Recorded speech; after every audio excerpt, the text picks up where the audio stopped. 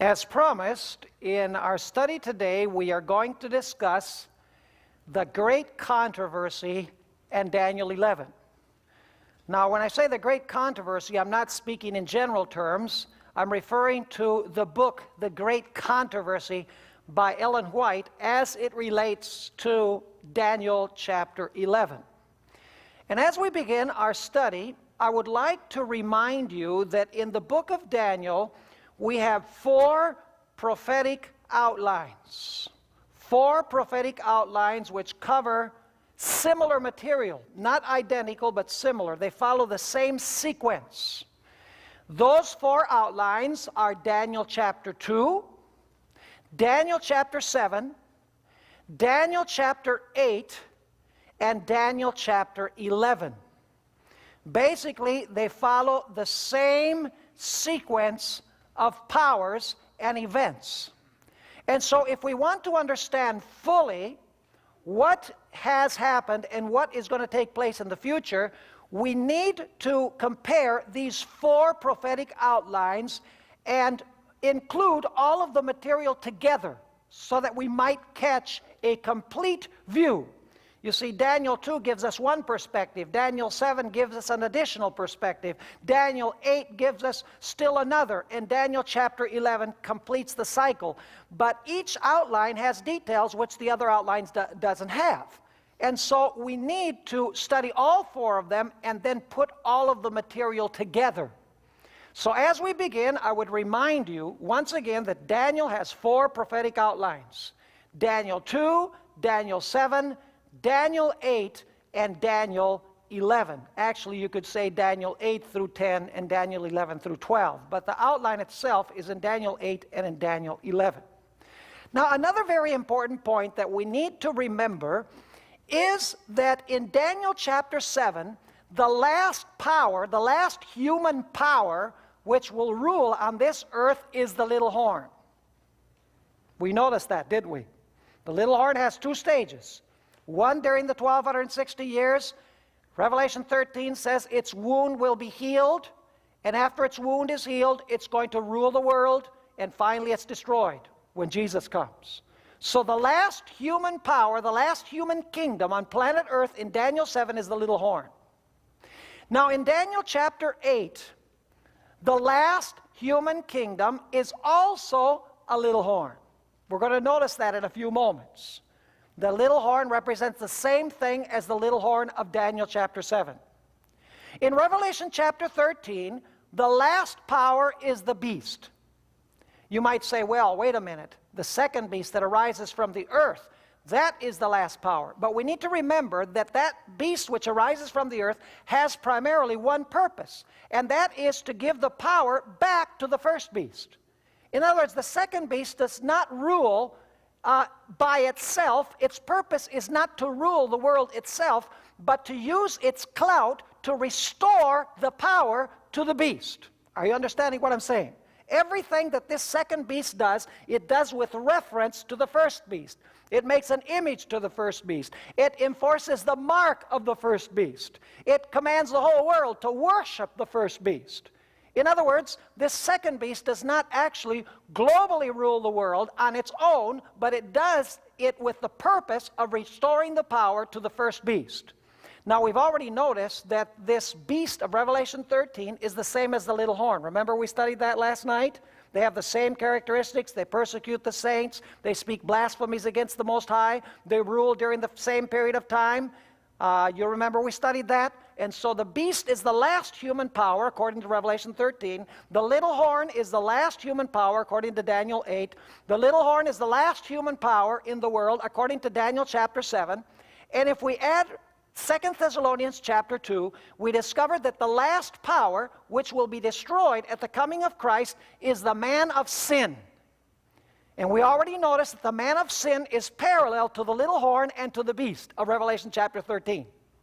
So basically what I'm trying to underline here is that the last power on planet Earth, human power which will govern, will be which? The Roman Catholic papacy. That is the little horn. That is the beast. That is the man of sin, as we've studied. Now, once again, I emphasize that there are many wonderful, loving Roman Catholics in the Roman Catholic communion. I'm not saying that Roman Catholics are bad. What I'm saying is that this system is the Antichrist system of Bible prophecy.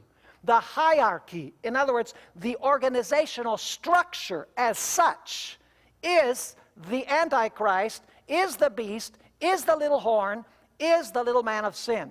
And this is the last power which will rule on planet Earth in all of these prophecies. And of course, we could add the abomination of desolation in Matthew chapter 24, and we could add the harlot of Revelation 17 also, which we have not studied in this particular series. But I could show you that the abomination of desolation and the harlot also represent this same human system, which will rule at the very end of time.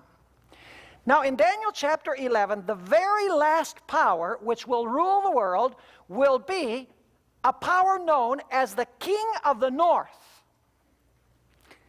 Now, who do you suppose that power would represent, the King of the North? Turkey? Come on. You say, how can it be Turkey? If in Daniel 7, it's the Roman Catholic papacy. In Daniel 8, it's the Roman Catholic papacy. In Revelation chapter 13, it's the Roman Catholic papacy. In 2 Thessalonians chapter 2, it's the Roman Catholic papacy, the last power that rules upon the world. Then let me ask you, what must be the King of the North, the last power which will rule this earth according to Daniel 11? How many last powers can you have? You have one last power. So the King of the North must be what? Must be the same power as the little horn, the beast, and the man of sin, following historicist principles, the historical flow method, as I choose to describe it. Now, I need to tell you a few things about Daniel chapter 8 through chapter 12, and we won't be able to go into this with a lot of detail.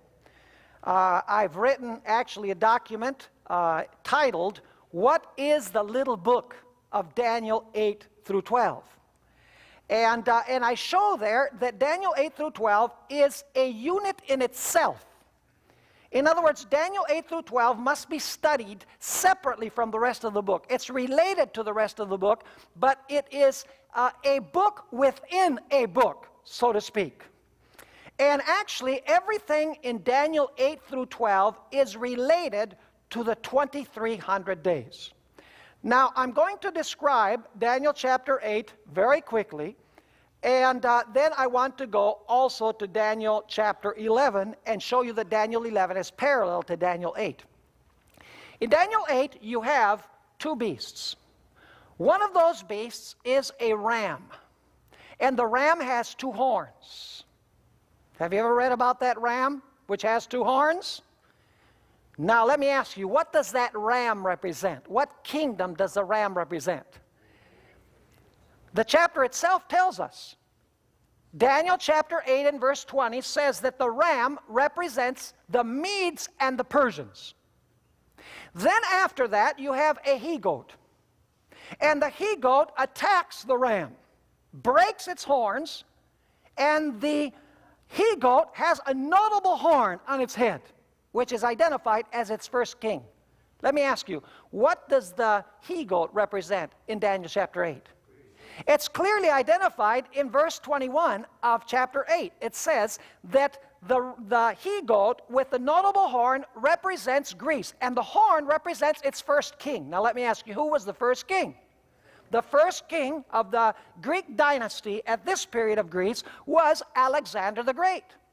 But then the great horn was broken, and out of the head of this beast, of this he-goat, rise four horns toward the four winds of heaven. In other words, Greece was going to be divided into how many kingdoms?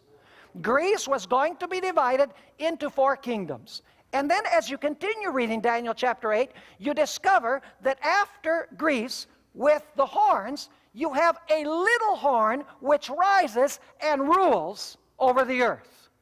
Now, it's interesting, the little horn of Daniel chapter 8 represents both the period of pagan Rome and papal Rome. In other words, it's one symbol for both stages of Rome, because after all, it is Rome. Rome is Rome. Whether it's political Rome or ecclesiastical Rome, they are still Rome. They have the same capital, they use the same language, they use the same numeral system, and basically the Roman Catholic Church inherited the organizational structure of the Roman Empire, only they changed the names of the leaders of the empire.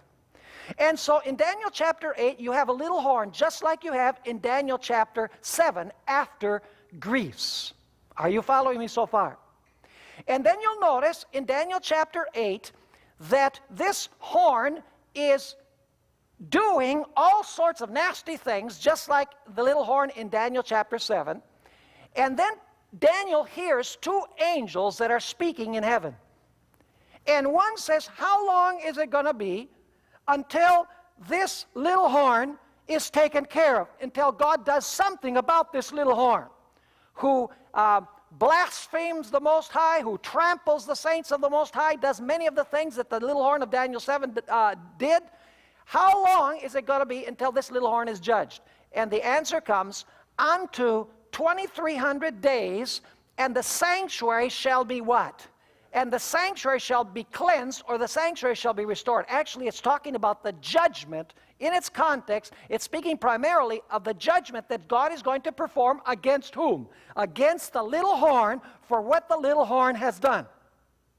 Now in Daniel 7, if we notice Daniel 7, we'll see that the little horn was brought before God's court immediately after saying that it blasphemed God, and it persecuted the saints of the Most High, and it thought it could change times and laws, and it governed for 1,260 years, for times, and the dividing of time. Then it speaks about Jesus coming in the clouds of heaven to the Father to begin the judgment.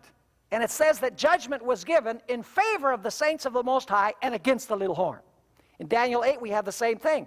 The little horn does its nasty work, and then unto 2,300 days, and the judgment will begin to judge this little horn.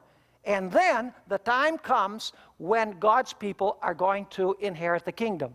But now there's something very interesting in Daniel chapter 8. Daniel chapter 8 is an incomplete chapter.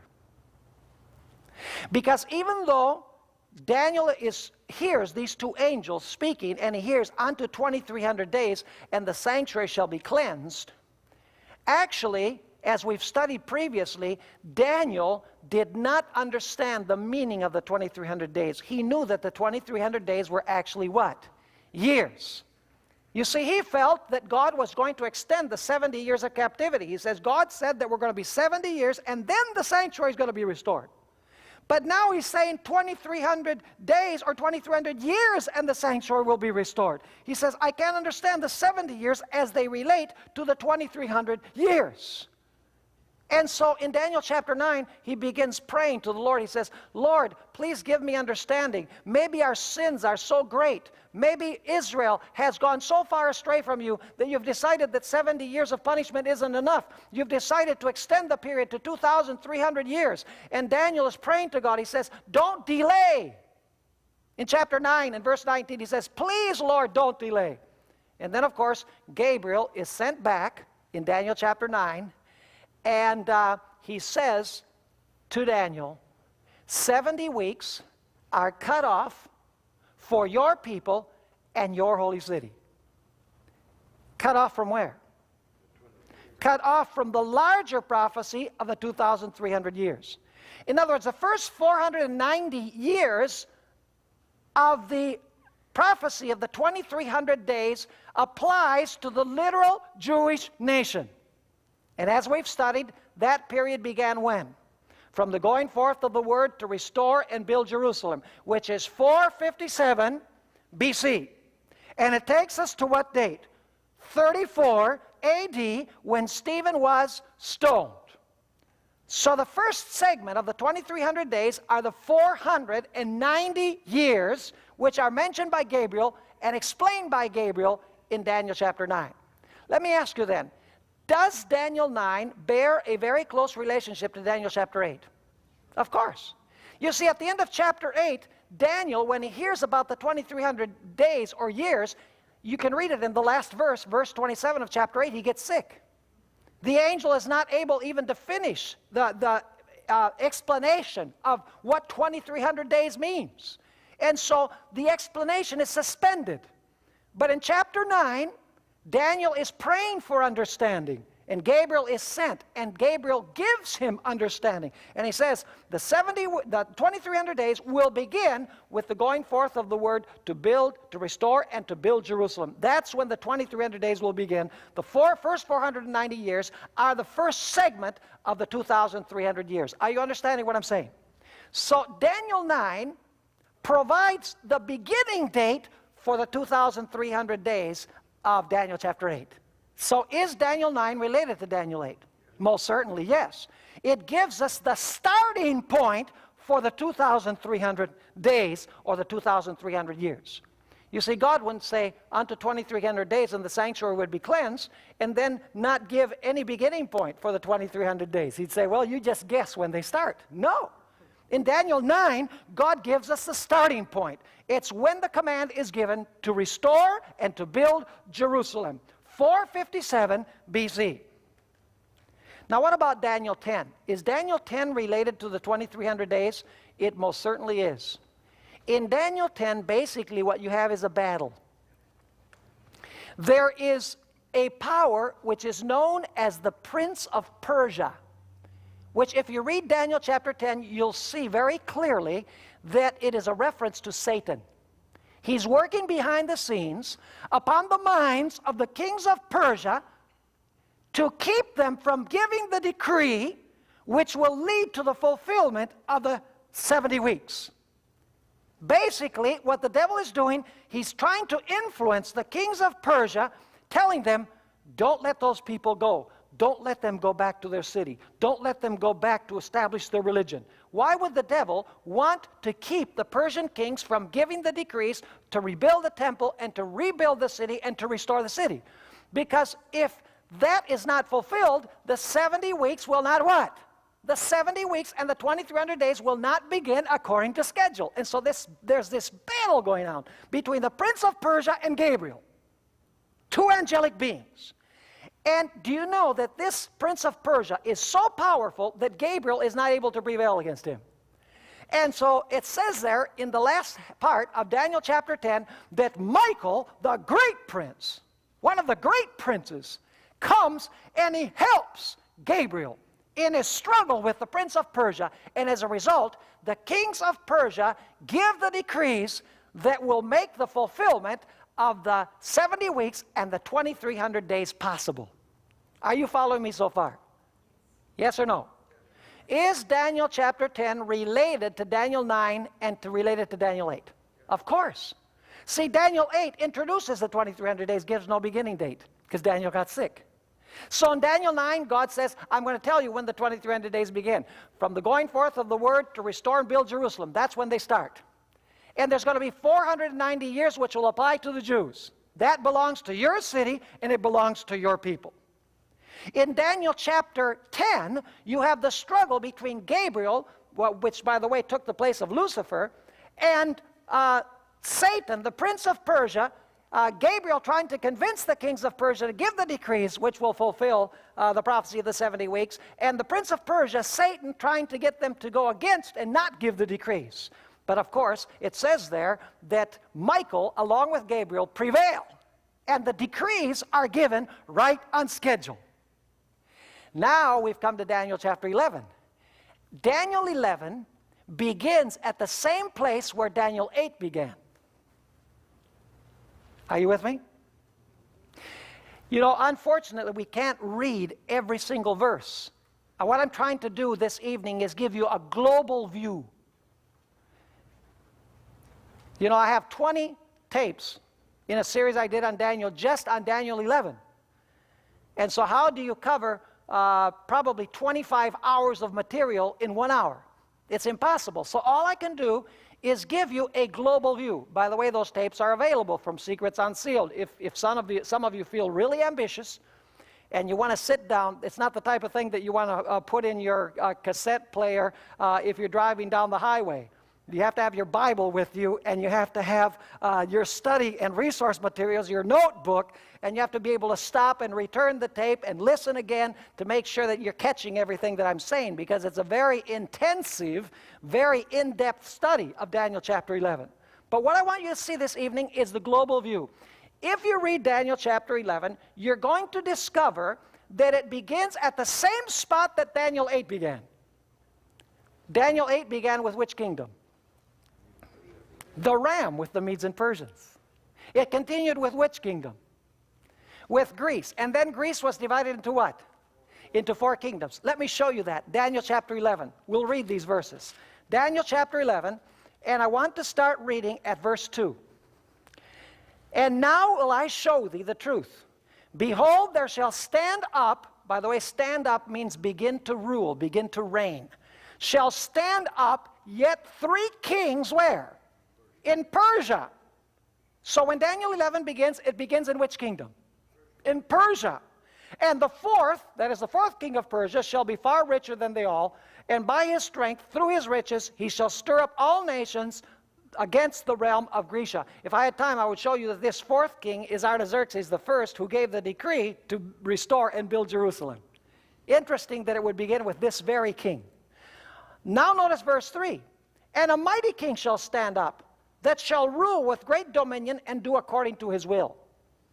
This is speaking about the same as a notable horn on the he-goat. Verse 4. And when he shall stand up, his kingdom shall be broken, and shall be divided toward the what? Toward the 4 winds of heaven. Is that the same as the 4 horns that came up from the head of the he-goat? Yes. So did you begin with Persia in Daniel 11? Absolutely. Did you continue with Greece in Daniel 11? Yes. Now I want to show you that the next kingdom is Rome. Unfortunately, I can only pick and choose certain verses that show you the sequence. We can't study everything in between.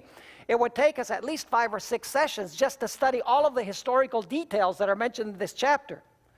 Notice Daniel chapter 11 and verse 22. You tell me which kingdom this is now. You've noticed that it starts with Persia. It continues with Greece. Greece is divided into 4. Which kingdom would you expect to be next? You would expect Rome to be next, right? The Empire of Rome. Now notice chapter 11 and verse 22. And with the arms of a flood shall they be overthrown from before him, and shall be broken. Yea, also the what? The Prince of the Covenant. Who is the Prince of the Covenant? The Prince of the Covenant is Jesus. And it says here that the Prince of the Covenant was going to be what? Was going to be broken. Now let me ask you, when was Jesus broken according to Bible prophecy? He was broken when the Empire of Rome crucified him by instigation of the Hebrew nation. In other words, in Daniel 11 and verse 22, where are we in the sequence? In the sequence, we are at Rome. Now, which would you expect the next stage to be? Let's just guess. What would be the next stage? Well, it must be papal Rome. During which period? During the 1260 years, correct? Now, let's go to Daniel chapter 11.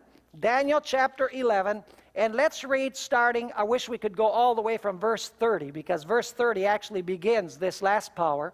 It says in verse 36, and the king, the same as the little horn, same as the man of sin, same as the harlot, same as the abomination of desolation, same as the beast, only here he's called what? He's called the king. And the king shall do according to his will. And he shall exalt himself and magnify himself above every god. Where did we see that expression somewhere before? Do you remember that we studied that phrase? Where is it? It's in Daniel 7, but it's more specifically in another place. He shall exalt himself. He shall sit in the temple of God, showing himself that he is what? God. Where is that? 2 Thessalonians 2. In fact, the Apostle Paul, when he talks about the man of sin, is quoting this verse. Are you with me or not? Who is the man of sin? We've studied this. It's the papacy. So who must this power be? The same. And so it says, he shall do according to his will. and he shall exalt himself and magnify himself above every god, and shall speak what? Marvelous things against the God of gods. Is that what the little horn did? Yes or no? Of course. And shall prosper. Is that what happened to the little horn for 1260 years? Did things go well for him? Absolutely. Shall prosper. Till the indignation be accomplished. This is speaking about God's punishment. This is speaking about the pouring out of the 7 last plagues. Until the indignation be accomplished. For that is determined shall be done. Neither shall he regard the God of his fathers. That is the God of the fathers of the church. In other words, the apostles, the God of the apostles. Nor the desire of women. This is a reference to the practice of celibacy in the church. If I had time, I would go into that in more detail. It continues saying, for he shall magnify himself above all. Verse 38, but in his estate shall he honor the God of forces. The God of force. In other words, it's speaking about him joining the political systems, the secular powers of the world. And you can check this out in the tapes. I have a lot of information to show that the God of forces is the God of politics, the God of the secular, the civil systems of the world. And so it says, but in his estate shall he honor the God of forces, and a God whom his fathers knew not shall he honor with gold and silver and precious stones. Same reference as in Revelation 17, where the harlot has these same things, and pleasant things. Verse 39, thus shall he do in the most strongholds with a strange God, whom he shall acknowledge and increase with glory, and he shall cause them to rule over many, and shall divide the land for gain. This is a reference to what the papacy did during the Middle Ages. They bought and they sold estates. They sold church offices and lands and bishoprics and so on. Now, what power are these verses describing? By the characteristics, exalting himself above God, speaking marvelous things against God, exalting himself above all, and so on, we know that it's the same as the little horn, and this power is the same as the man of sin. It's the last power which is going to rule the world. Are you with me so far? So where has Daniel 11 taken us? Has it taken us over the same ground as Daniel 8? Do you have Persia in both? Yes. Do you have Greece in both? Yes. Do you have Rome in both? Do you have papal Rome in both? Yes, you do. Now, allow me to make a short parenthesis here. Let me talk about Ellen White. Did you know that Ellen White never quotes a single verse or phrase in Daniel 11:40 to 45? That's interesting.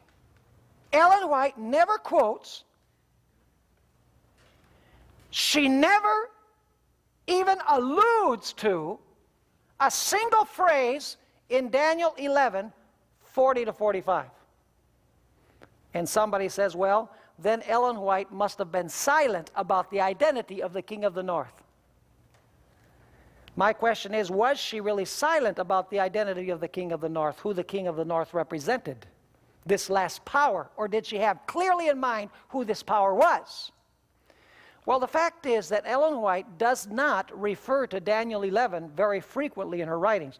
She refers to Daniel 11 probably 3 or 4 times, and in 3 of these references, it's a very general statement about the prophecy of Daniel 11 almost being fulfilled. But there is one passage that Ellen White quotes from Daniel chapter 11. And I'd like to read that passage. It is found in Manuscript Releases, volume 13, page 394. She actually quotes Daniel 11:30 to 36. Now notice what she says. We have no time to lose. Troublous times are before us. The world is stirred with the spirit of war. Soon, the scenes of trouble spoken of in the prophecies will take place. Now notice this. The prophecy in the 11th of Daniel has nearly reached its complete fulfillment. According to Ellen White, has Daniel 11 mostly been fulfilled already in her day when she wrote this? Yes, because she says the prophecy of Daniel of the 11th of Daniel has nearly reached its complete fulfillment. In other words, we are in the final stages of the fulfillment of Daniel 11. Do you think that might be verses 40 to 45? I don't think so. I know so. She continues saying, listen to this, much of the history that has taken place in the fulfillment of this prophecy. Are there some things from this prophecy that have already been fulfilled, according to her? Yes. She says, much of the history that has taken place in the fulfillment of this prophecy will be repeated. So many of the scenes that took place in the past are going to be what? Are going to be repeated. Now, which parts are going to be repeated? Well, notice that she says this. In the 30th verse, a power is spoken of that shall be grieved and return and have indignation against the holy covenant. So shall he do. He shall even return and have intelligence with them that forsake the holy covenant. She's quoting Daniel 11 and verse 30. And then she quotes Daniel 11, 31 to 36. I'm not going to read the whole passage, but she's actually quoting Daniel 11, 30 to 36. Let me ask you, according to Ellen White, have these scenes already been fulfilled in this passage, yes or no? Being that that was a very weak yes, I will read it again. She says, much of the history that has taken place in the fulfillment of this prophecy will be repeated. In the 30th verse, a power is spoken of that shall be grieved and return and have indignation against the holy covenant. So shall he do. He shall even return and have intelligence with them that forsake the holy covenant. And then she quotes Daniel chapter 11, verses 31 to 36. Then she says this, scenes similar to those described in these words will take place. Have these things been fulfilled already in the mind of Ellen White? In the past? Yes. Does she say that many of these scenes will be repeated? Yes. I'm going to explain in a minute why. She then says this, we see evidence that Satan is fast obtaining the control of human minds who have not the fear of God before them. Let all read and understand the prophecies of this book, for we are now entering upon the time of trouble spoken of. And then she quotes Daniel chapter 12 and verses 1 to 4. So for her, Daniel 12, 1 to 4 is future, whereas Daniel 11, verses 30 to 36 are in the what? In the past. Now, when she says that Daniel 11, 30 to 36 is in the past, is she talking about the past history of the Medes and Persians? Do you think? No, because that's in Daniel 11, where? Verse 2. Is she talking about the history of Greece? Is she? No, that's in verses 3 and 4. Is she talking about the history of the Empire of Rome? No, that's in verse 22. She's quoting verses 30 to 36. What power is being spoken of in verses 30 to 36? It's the last power that governed during the 1260 years, because you have Persia, Greece, the Empire of Rome, which broke the Prince of the Covenant, and then you have, starting with verse 30, this power that ruled during the 1260 years, who is described like the man of sin, and is described like the little horn. Raise your hand if you're understanding what I'm saying. That was weak. But I'll forgive you. It's been a long day. Now you say, why does Ellen White say that these scenes will be repeated? It's very simple. It's not that the verses are going to be repeated.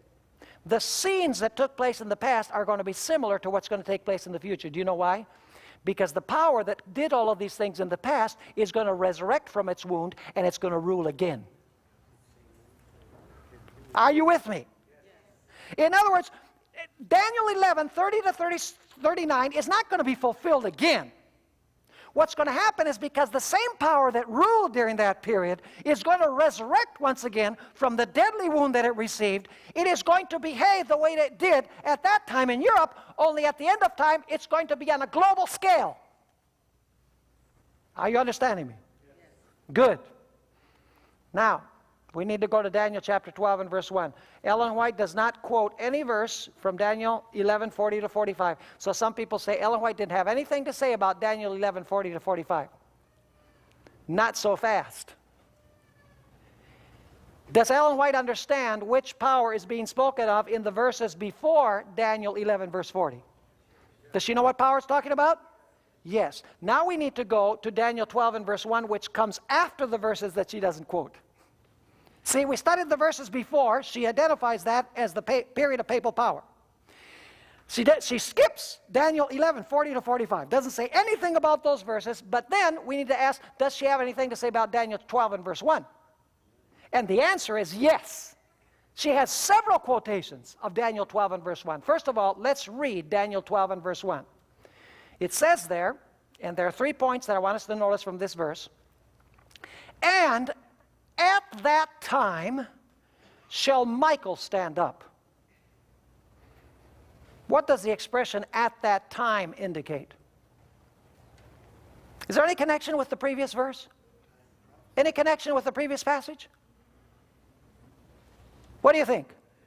If it starts at that time, you say, which time? It has to be the time which has just been discussed in the previous chapter. At that time, Michael shall stand up. That's the first event that I want you to notice. At that time, Michael shall stand up. By the way, that means he will begin to reign. Have you ever read in the Spirit of Prophecy where Ellen White says that Jesus is going to change from his priestly robes to his kingly robes? People say, where did Ellen White get that from? We need to learn to use our heads.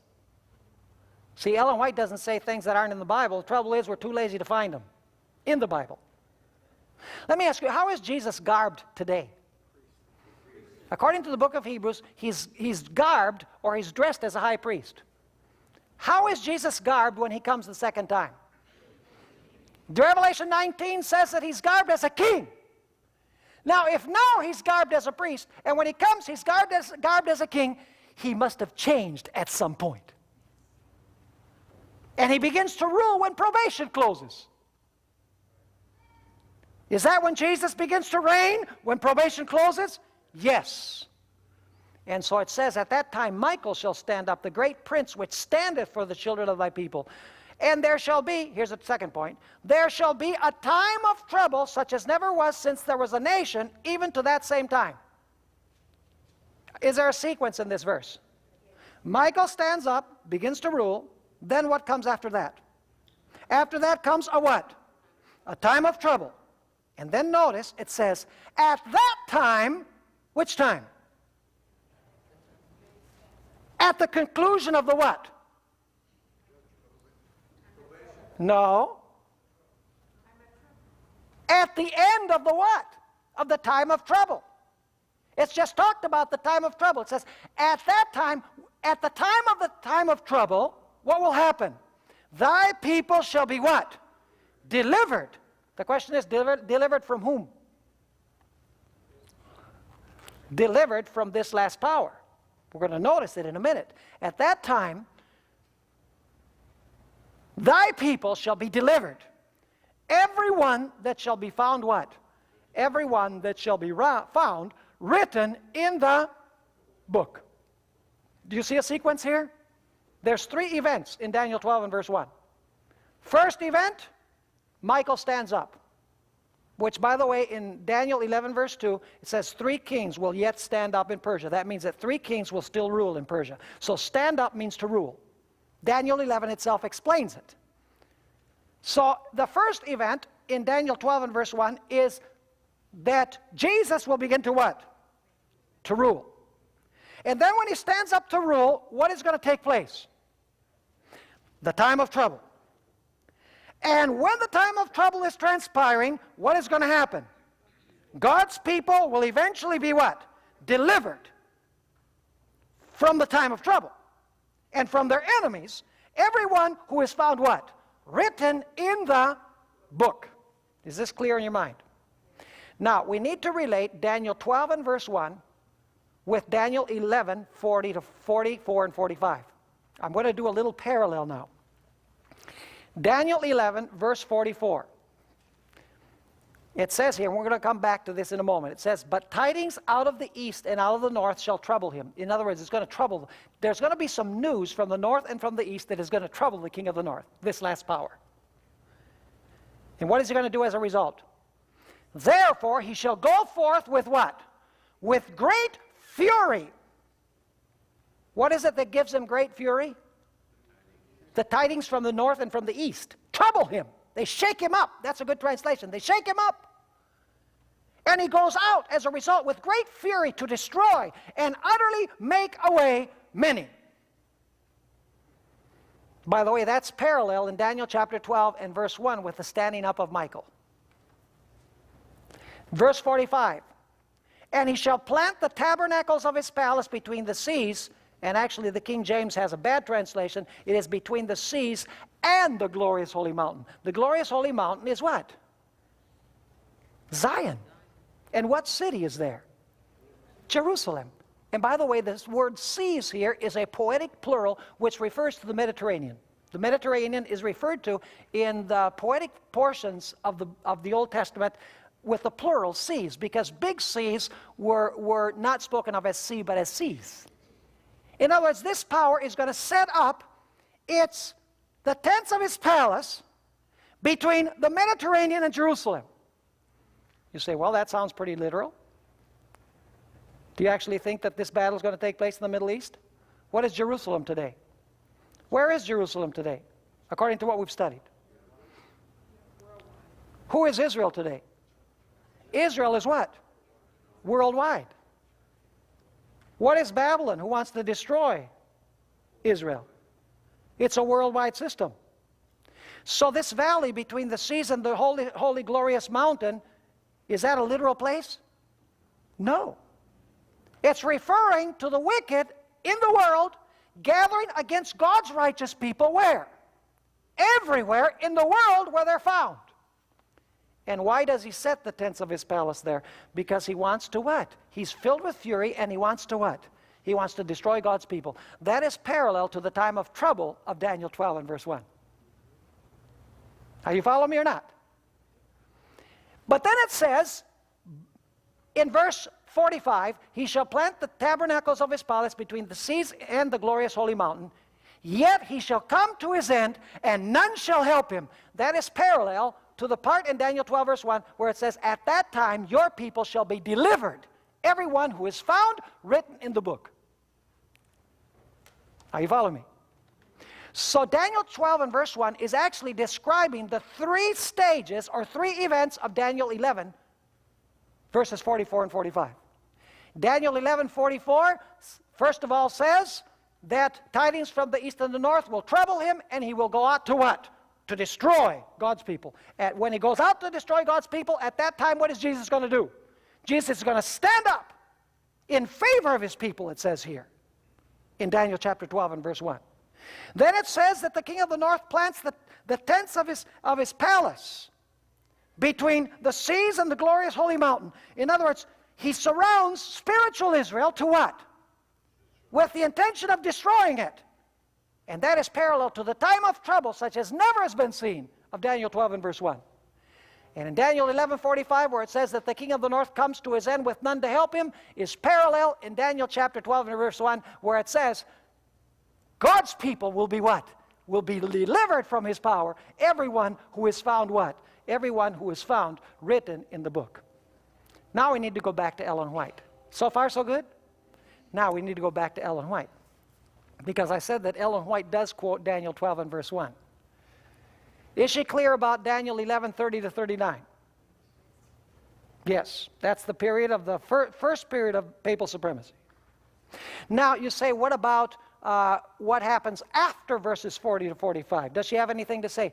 Ellen White actually quotes Daniel 12 and verse 1, and let me tell you where she quotes it.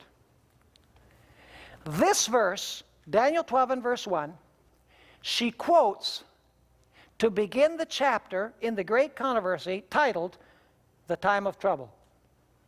In fact, at the very beginning of the chapter on the time of trouble, she quotes Daniel 12 and verse 1. Before she makes any commentary, she actually quotes Daniel chapter 12 and verse 1. Now, what's particularly interesting is that after she quotes Daniel 12 and verse 1, she describes the time of trouble, how all of the wicked will gather against God's people, how the faith of God's people will be severely tested, how they will be thrown in prison, how they will be persecuted. None will die, she says, but they will suffer hunger and they will suffer thirst. And some will be abandoned in prison, apparently abandoned, forsaken by God. She says their faith will be severely tested. She describes the terrible time of trouble such as never was since there was a nation, according to the way the Bible describes it. You know, it's interesting that after the chapter on the time of trouble, do you know what the next chapter in Ellen White's book, The Great Controversy, is titled? God's People Delivered. Now, wait a minute. What does that bring to mind? She's spoken about the time of trouble. She's speaking about God's people delivered. Is she still in Daniel chapter 12 and verse 1? Yes, she is. And do you know what's interesting? Let me give you the pages. The page where she begins with the time of trouble is page 613 of Great Controversy. The place where she begins the chapter, God's People Delivered, the title is page 635. That's a long chapter on the time of trouble.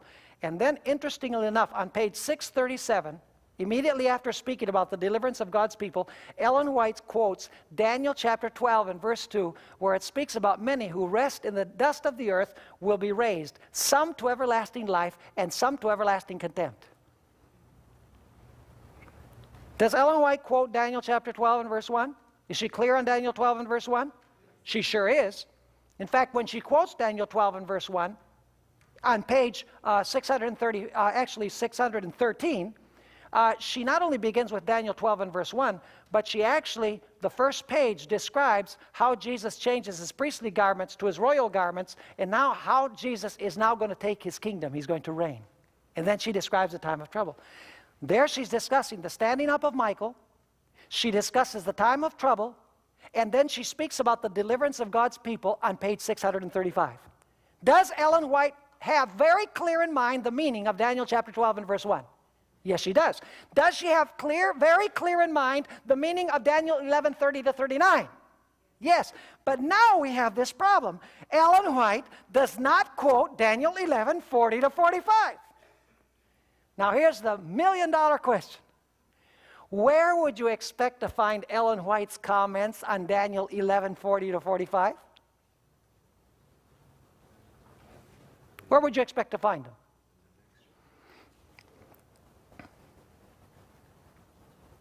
Hello? Anybody out there? Let's put our thinking caps on. Next chapter after which one? Why would she put that? That would reverse the order. Daniel 11:40 to 45 is before Daniel 12:1. Hello? Where would you expect Ellen White's comments on Daniel 11:40 to 45? She's already identified 30 to 39 as the papacy during the 1260 years. She's already identified the standing up of Jesus to close the door of probation, the time of trouble, and the deliverance of God's people, and the special resurrection of Daniel chapter 12 and verse 2. Where would you expect her to make her comments on Daniel 11:40 to 45? It must be in the chapters immediately preceding the chapter on the time of trouble. You're not with me, are you? Yeah or no? Well, let me repeat it again. If she's commenting Daniel 12 and verse 1 in Great Controversy, page 613, that whole chapter that begins on page 613, that's 12:1. But she doesn't say anything apparently on Daniel 11:40 to 45. Where would you expect her to find her comments on Daniel 11:40 to 45? It would have to be in the chapters immediately preceding her quoting Daniel 12:1. Are you with me now? Yes, and the question is, what do you find in Ellen White's book, The Great Controversy, before Daniel chapter 12 and verse 1? Before I answer that question, there are two things that I want to cover. Number one, I want to read a quotation from Louis F. Weir, who wrote a book called The King of the North at Jerusalem. Very, very good book, where he establishes an important principle that we've spoken about before. He says this: when passing over into the Christian era, there is an automatic transition from literal to spiritual Babylon, from literal to spiritual Jerusalem, from literal lands of Israel and Babylon to their spiritual antitypes. Do you understand what she's saying? She's saying now that Babylon is no longer that literal place over in Iraq. She's saying that Jerusalem is no longer that city over there in the Middle East. She's saying that Babylon is spiritual and worldwide. And that Jerusalem is spiritual and worldwide, because Jerusalem is composed of Israelites, and Israelites are those who have joined Jesus, and those who have joined Jesus are all over the world. That's what Louis Weir is saying, and Ellen White is applying the same principle. In other words, we get rid of the geographical limitations that are given in the passage, and we apply the spiritual meaning of these geographical locations. Now let me describe some interesting details about the sequence of events in Daniel 11, and I'm going to have to do this very quickly. In Daniel 11, it speaks about, at the time of the end, the king of the south pushes at the king of the north.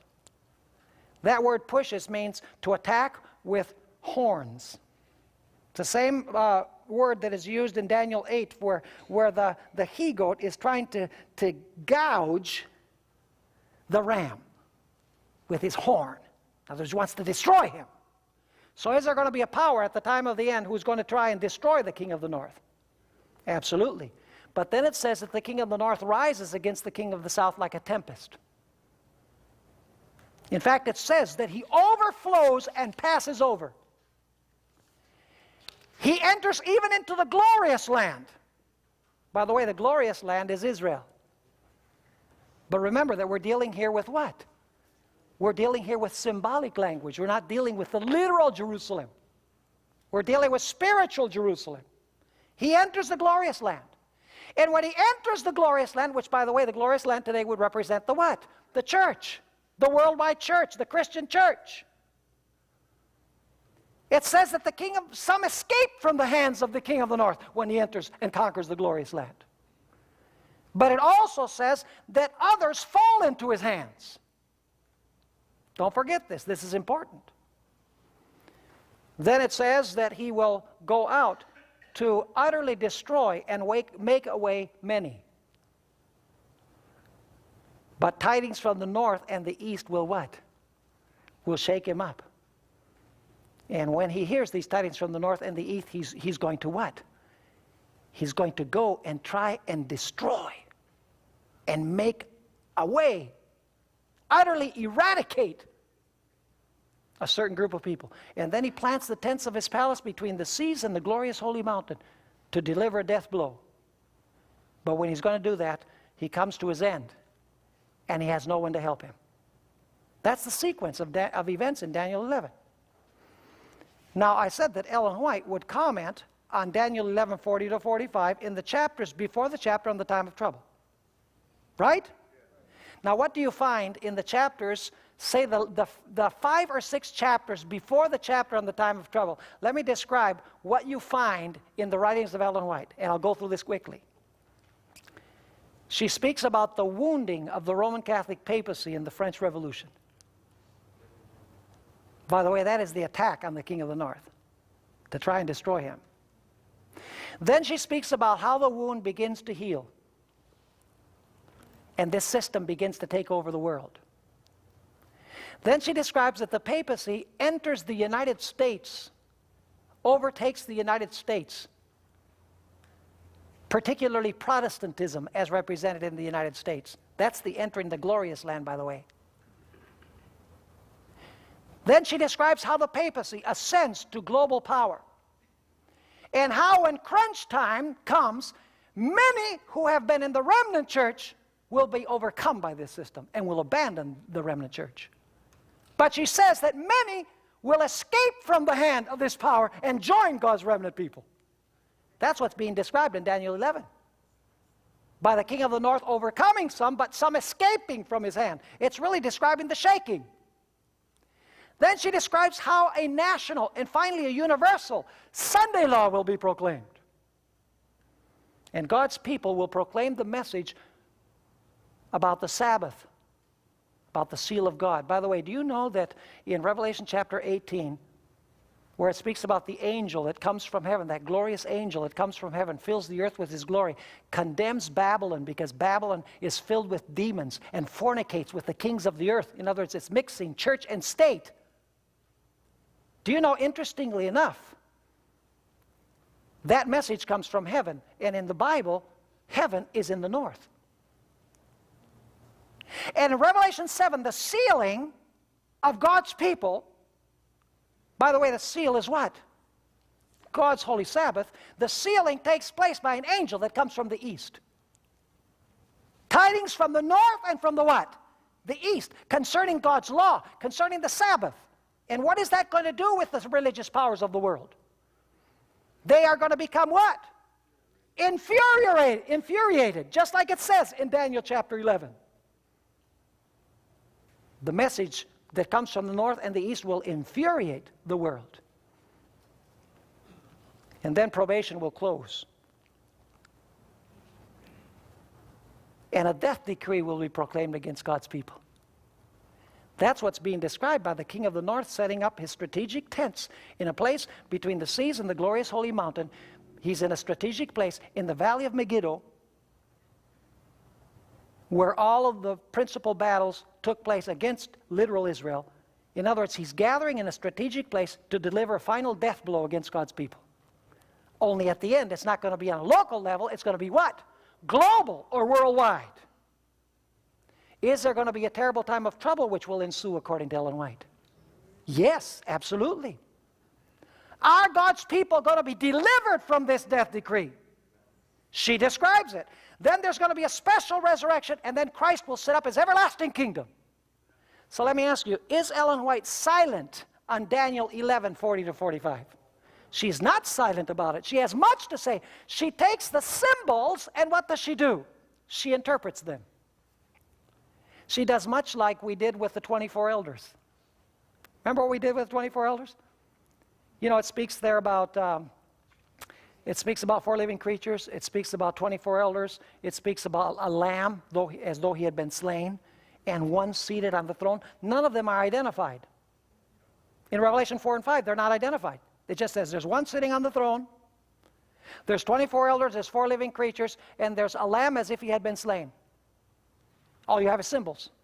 But when Ellen White talks about this in Desire of Ages, the last 3 chapters of Desire of Ages, she says the 4 living creatures are seraphim. She doesn't even say 4 living creatures. She says the seraphim are there. Instead of the 24 elders, she says the representatives, the sons of God, the representatives of the worlds that never sinned are there. She doesn't even mention the 24 elders, but she says the representatives of the worlds. Instead of speaking about the lamb as though he'd been slain, she never even quotes that verse. She says, Jesus. And instead of speaking about one sitting on the throne, she says, Jesus approaches the Father. Ellen White is giving, in matter-of-fact language, the meaning of the symbols of Revelation 4 and 5. And that's what she's doing in Daniel 11:40-45. And I don't even think maybe Ellen White knew what she was doing. She knew what she was saying, obviously. But I'm not sure that she knew she was commenting in the chapters before the chapter on the time of trouble, that she was even commenting on events that are described in Daniel 11, verses 40-45. Now allow me to bring this to a close. Are you understanding so far? This is a real global view. We're doing all right. A lot of Adventist scholars today are saying, how come fundamentalist Islam is not in end-time prophecy? We have to find Islam. It's far too important to not be in Bible prophecy. How many times does Ellen White mention Islam as being important in end-time events? None. In none of these chapters does she mention Islam as being important in the fulfillment of Bible prophecy. She doesn't even mention it. For her, the dangerous powers are the civil powers of the world uniting with the Roman Catholic papacy and apostate Protestantism. The dragon, the beast, and the false prophet of Revelation chapter 13, Revelation chapter 16. Those are the powers that she comments about. Nothing about Islam. So why do futurists today believe that the king of the south are the Arabs and the king of the north is Russia? And the kings from the east are the Chinese. And they're going to come against literal Israel. And there's going to be this fight over the oil of the Middle East. Anti-Semitic battle between the powers of the world and the Jews. Does Ellen White have anything to say about this? No, because she's following historicist principles. She's following the historical flow method. By the way, it's very dangerous for us to get our interpretation of prophecy from newspapers, movies, books, and television. It's been tried before in the Seventh-day Adventist Church by a man called Uriah Smith, who in many ways was a great scholar. He has many things of value. But in 1871, Turkey was in the news. And there was the idea that Turkey was going to transfer its capital to Jerusalem. And then Turkey was going to be destroyed in Jerusalem between the seas and the Holy Mountain. And that was what it was in the news.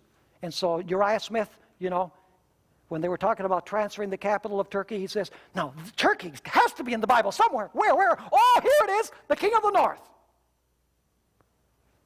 Is that any way to interpret Bible prophecy? To let the newspapers tell you what the Bible means? No. You go to the Bible and understand the Bible, and then you read the newspapers. Are you following me?